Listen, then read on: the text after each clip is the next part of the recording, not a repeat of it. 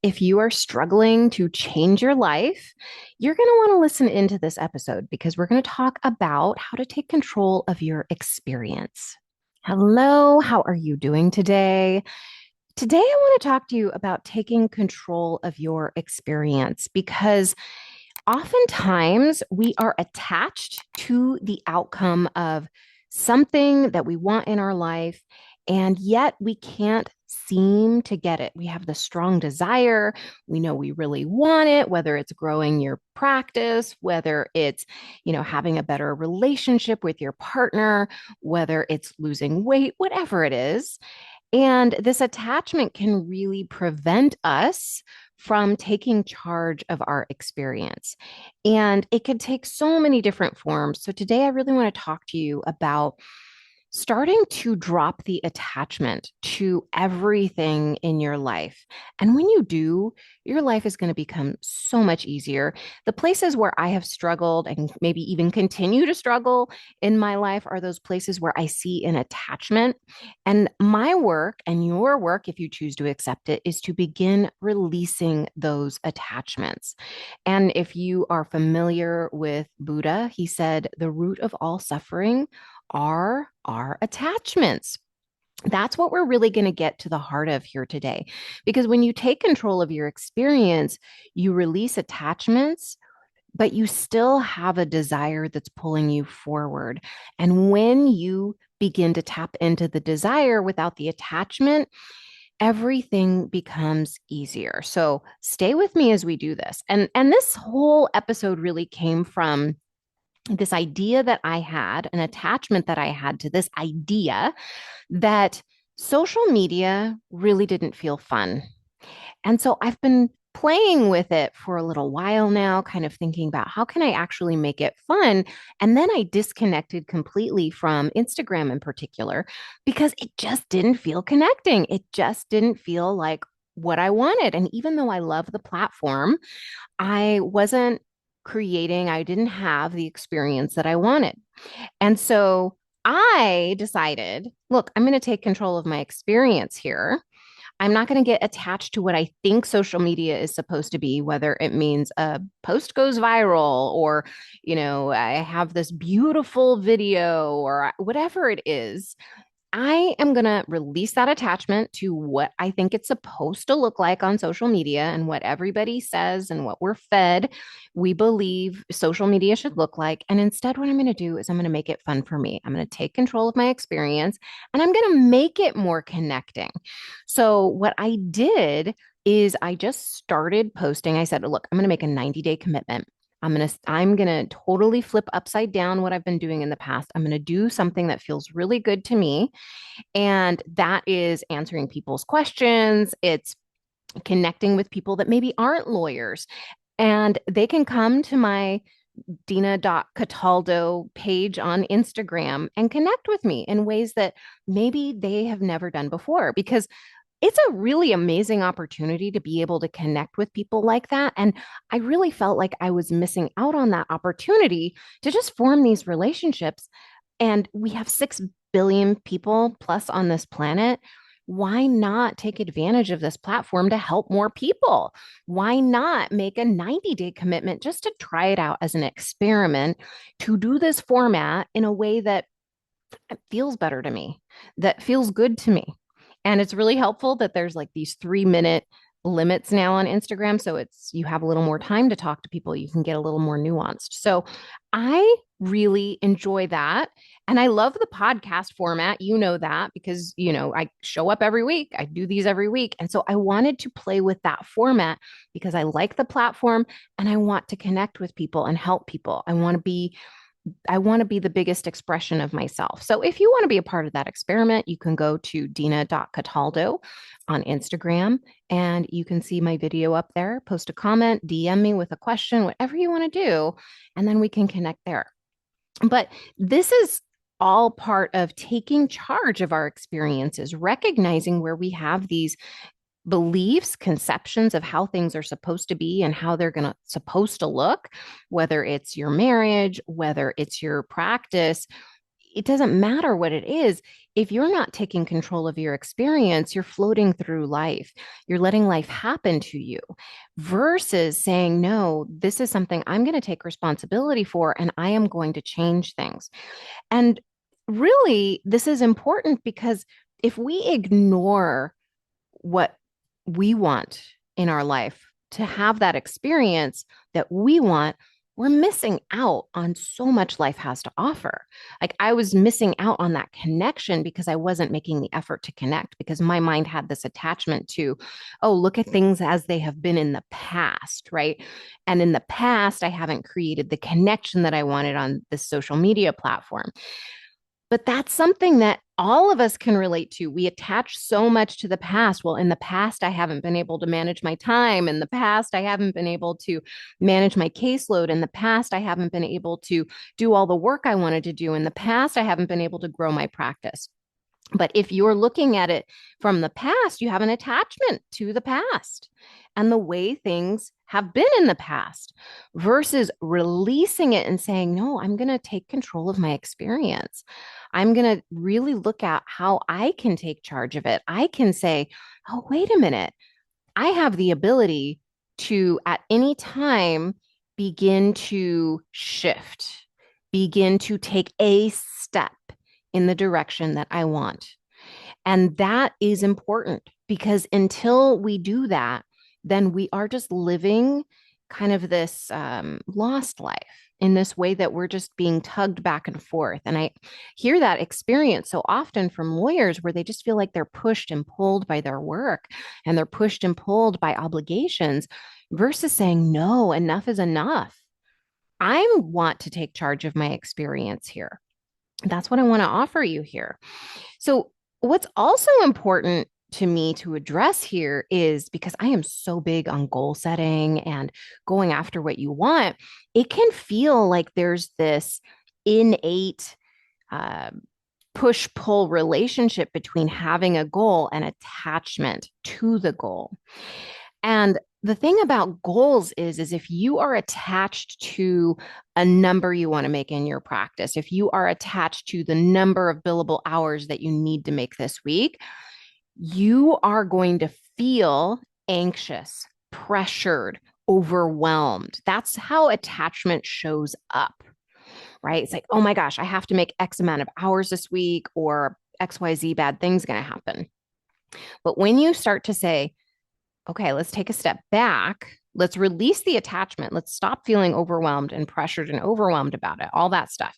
When we release that and we say, look, I'm going to take charge of my experience. Yes, I will create this for myself, but I'm going to figure out how to do this without killing myself, without feeling all of the negativity, without really getting into the drama and allowing myself to have the experience of figuring this out, right? I notice I'm attached to this number and I'm going to take a step back and I'm going to pause, right? That's the biggest thing that keeps us from really achieving these things is taking the pause and regrouping and rethinking what are my priorities? What do I need to accomplish here today? Let's really refocus on what matters. I talked about in the dissolving distractions episode how to do this, like really seeing where are you distracted and then regrouping, refocusing. So that's really important to me to address this push pull between having goals because I've seen this show up so often in my life, no matter the goal, right? So, for instance, I am moving to Sedona. Yes, found a house. I will be moving there in a few months, but I am really looking at the attachments that I had of what I thought it was supposed to look like, what I thought the timeline was going to be. All of the things are coming up, all of my attachments, right? I had a certain house in mind. I had a certain number in mind. I thought that, things were supposed to be a certain way. And I had to recognize that I was fighting myself. And if I didn't release the attachments to how I thought everything was supposed to be, that I would make myself miserable and I would put so much stress on myself. And that was not the experience I wanted to have. So I took control of my experience and I said, look, this is the number that I'm working with. This is what I have in terms of options right now. This is what I want. I know I want to move here. So let's make a decision and let's go. And so that's exactly what I did. And the same thing with attachment to living in my current home. I love my home. I love my neighborhood. I love my neighbors. I love everything about my current experience. And I had this pull, this desire to move to Sedona. And so it was this thing that I was like, this kind of push pull, like, why am I leaving this beautiful life that I've created? And having this inner knowing that I wanted to trust, that I did trust. And knowing that, yes, my experience is going to be totally different there. And I love my experience now. And that's okay. But I have a goal. And that goal is to move there. So I need to release the attachments here. And that means being present in this beautiful spring that I'm currently having in my neighborhood. It's so beautiful here. There's all the flowers are blooming. Everything is so nice. People are out, people are friendly. I love it. I get to go on more walks with my dog. It's just so nice. And I really am just appreciating. I'm in the appreciation of this beautiful life that I've created and I'm continuing to create. So if you notice that you are struggling to get the number, to get the thing that you want, the relationship that you want, I want you to keep in mind you may be attaching something to that, the meaning of having that. Well, if I have that thing, that means I'm successful. If I have that relationship, that means that I am worthy of love. If I have that thing, I'm going to be happier. Well, let me tell you, my friend, you've got to release that and appreciate where you are now, or you are just going to make your life miserable. And appreciation can be as simple as taking breaths, being in the moment, looking around you and saying, you know what, I'm okay. This is really good. I've created a pretty fabulous life. Doesn't mean I don't want something else for my life. It just means like, yeah, this is the experience I have now. And what else can I create in my experience? And having that desire, that pull, I think it's crucial to pay attention to those because that's going to tell you the direction you're meant to go.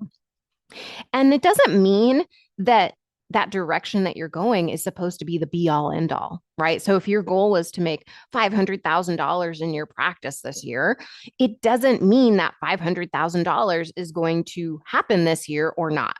Right. It just means that's the direction you want to go. You feel pulled to go there. It feels good to think about it. Right. It feels good to live into that experience that you will be having. And if it doesn't feel good, there's attachment involved.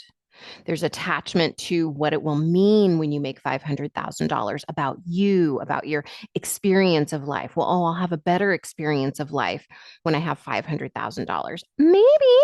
Maybe you'll make some decisions, but I will tell you, it does not change how you feel day to day.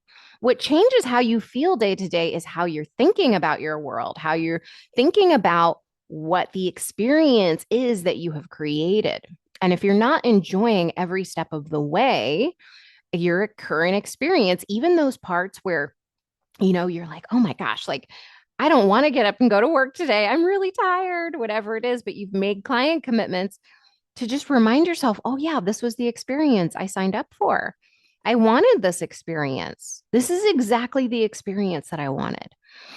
And that is something I remind myself of every day. Like, I know the place I'm supposed to live. I know I have financial goals in my business. And when I think about them and I think about that experience, it's like, yeah, that's a great experience. I can't wait to have that experience. It's really exciting to think about it. And I balance that out by being present in the moment when I'm on my walks, when I'm, during my day, when I'm in session with a client, whatever it is, I'm resetting, I'm remembering, oh yeah, what's being present is the experience now, right? That is the experience I'm having now. And I've created a beautiful experience. I think that every time I get to, work with clients, it's like, oh yeah, I get to co-create this experience with them. It's so beautiful. But that requires us being unattached to a future, that we don't yet have. And that's another thing we can be attached to, right? We can be attached to the past, we can be attached to the future too. So we're thinking about, oh my gosh, when I have this, my life's going to be so much better. And then in the meantime, we're not enjoying the present. We want to be able to enjoy both. We want to say, I can't wait for that new experience. It's going to be so great. And I love the experience I've created right now because I've put hard work into it. I've put energy and time into it and attention and love into it. And this is the experience I am meant to have in this moment. Doesn't mean that you don't go after what you want. It just means you're not disconnecting from the present.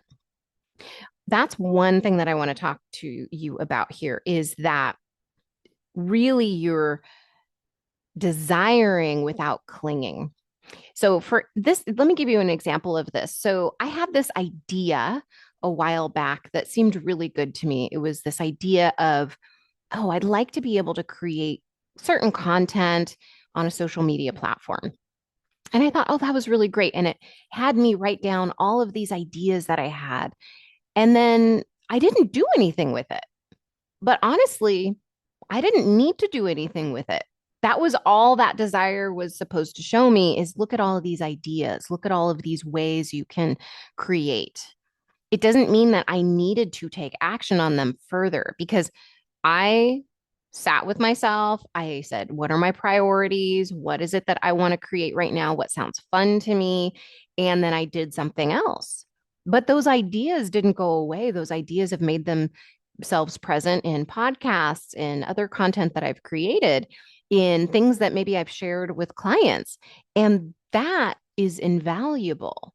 But if I had gotten attached to that multiple pages of ideas I'd written down and attached to the idea of, oh, I need to bring this to life on social media and or wherever platform I was going to do it, then I would have missed out on what I really truly needed to do next. And this can be a little confusing, right? It can feel a little weird. It's like, well, why would I have the desire to do this thing and write out all these ideas if I wasn't meant to bring it to life?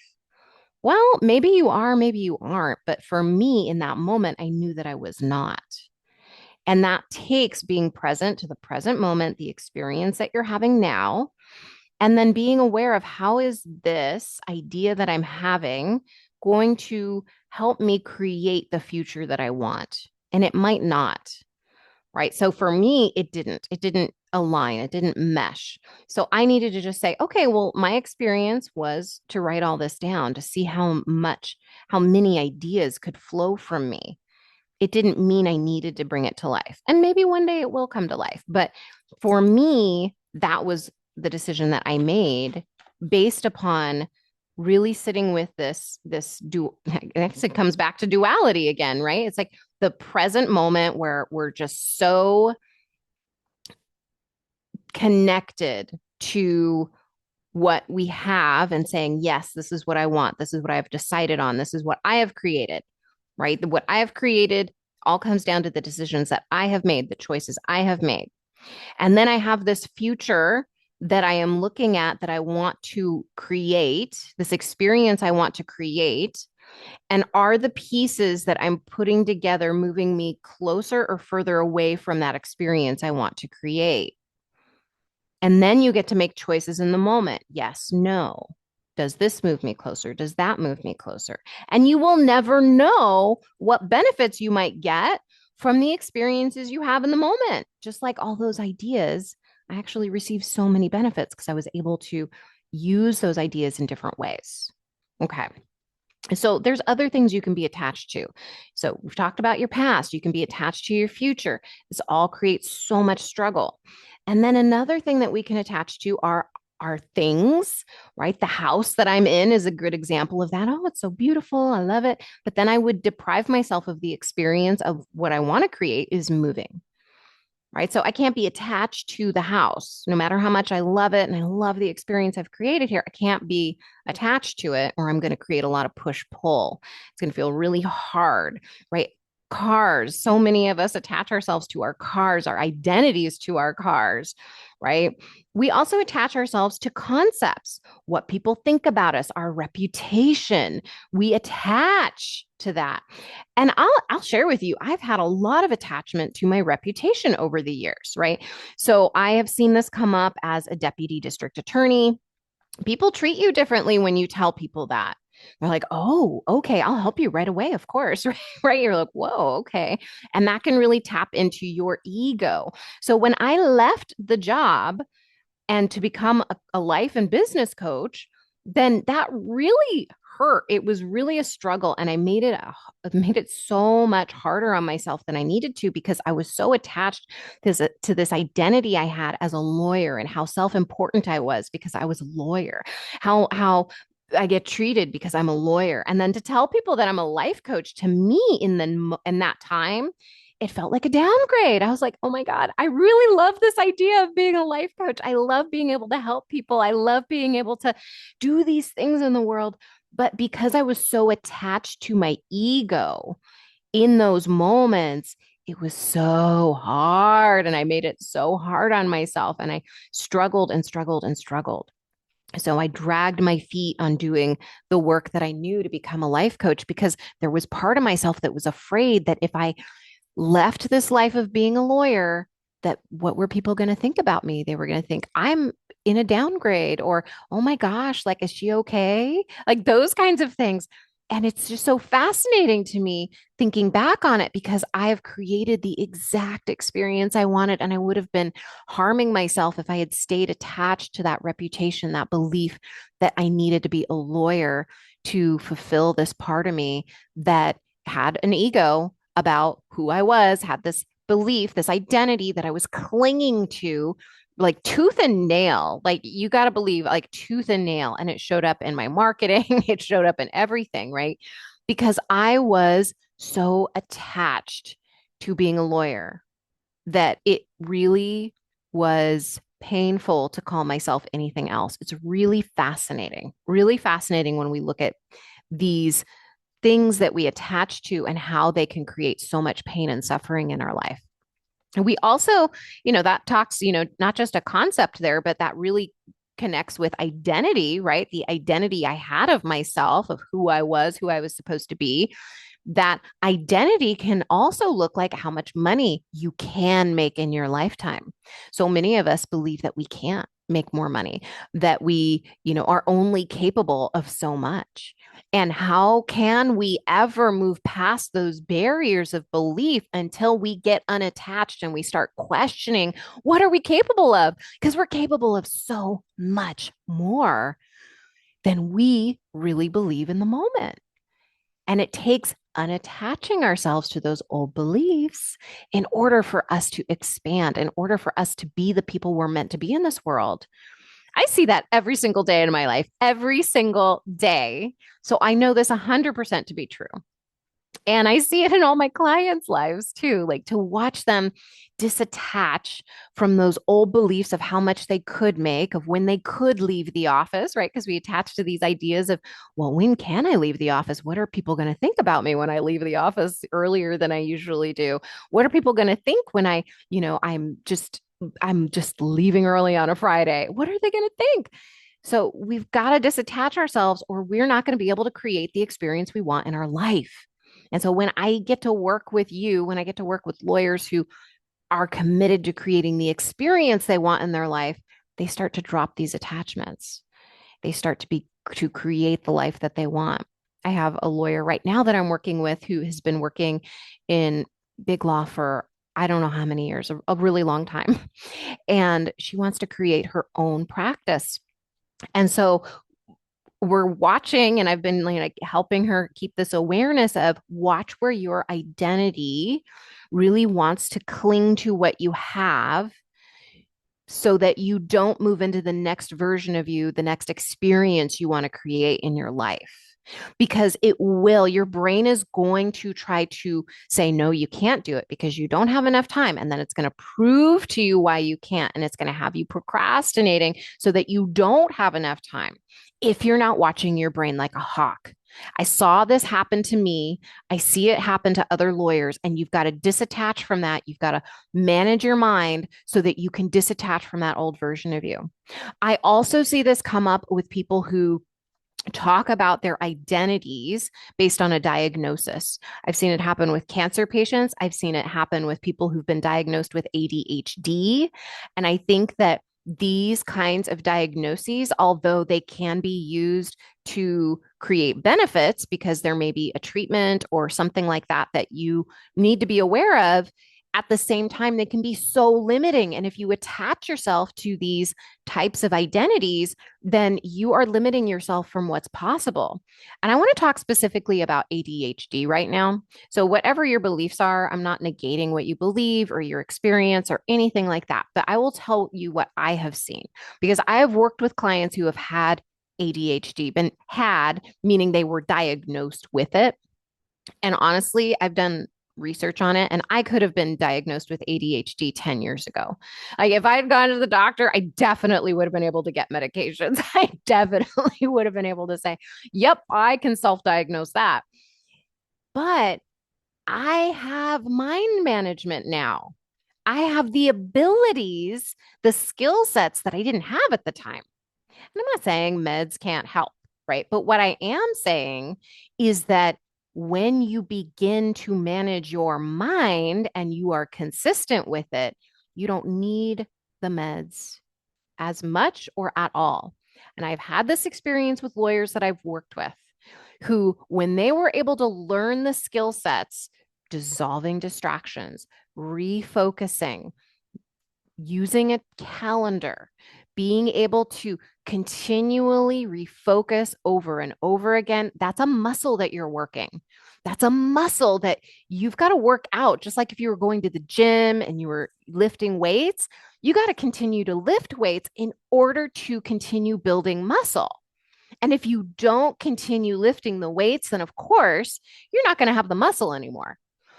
And if you learn the skill though, and you're consistent with it, you can manage your mind so much better.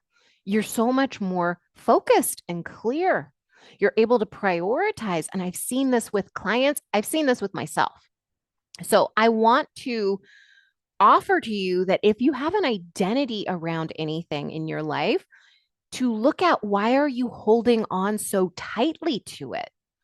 Right? Or anything that you're seeing that you have attachment in your life. Why are you holding on so tightly to it? There's always a secondary benefit. And what I mean by that is even though you have a desire for something, your brain might be holding you back from having that experience, taking control of the future experience you want to have because it's receiving a secondary benefit like, oh, well, if I tell myself I have ADHD, then it's just an excuse for me not to do the things that I want to do in my practice. Or for me, I had an attachment to everything's got to be a struggle. And so for me, that concept that I have of had of everything needs to be a struggle made my life so hard because my brain was always looking for like, well, if it's a struggle, then that's an excuse for you not to have the experience that you want. If everything's a struggle, then you're not going to make the money that you want. And that makes sense. So that explains why you don't have the money that you want is because everything's supposed to be a struggle. Like that explains why you don't have the life that you want is because you know what? It's really hard. You got to work really, really hard. And life's a struggle.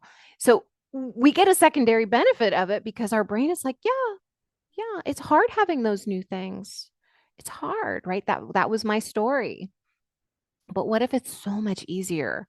What if it's a matter of taking charge of our experience instead of just letting our subconscious brain drag us left and right, which I did for years. So this is not a judgment, it's a awareness I want to bring to your attention is that you have so much more power than you think. You have so much inside of you that's meant to come out. And if you're listening to this, you likely feel that. You feel a pull for something more. You feel like there's something else you're meant to be doing. And that's a beautiful thing. That's a direction that you're being pulled towards. I truly believe that when we have desires, we're meant to move towards them. Because if we don't, we kill a little bit of ourselves, right? We have to move to me, we have to move towards those desires. Otherwise, we begin to die little bit by little bit by little bit inside. And I have had this experience where if I don't take action on those things that are calling me, pulling me, I just feel so disappointed. I feel so sad inside. I feel just like I am shutting myself down, that I'm playing small in my life, and that doesn't feel good. And it at first doesn't always feel good to move towards the desire either, because we are starting to disattach ourselves. We're starting to disentangle ourselves from that old identity, those old concepts and beliefs that we had.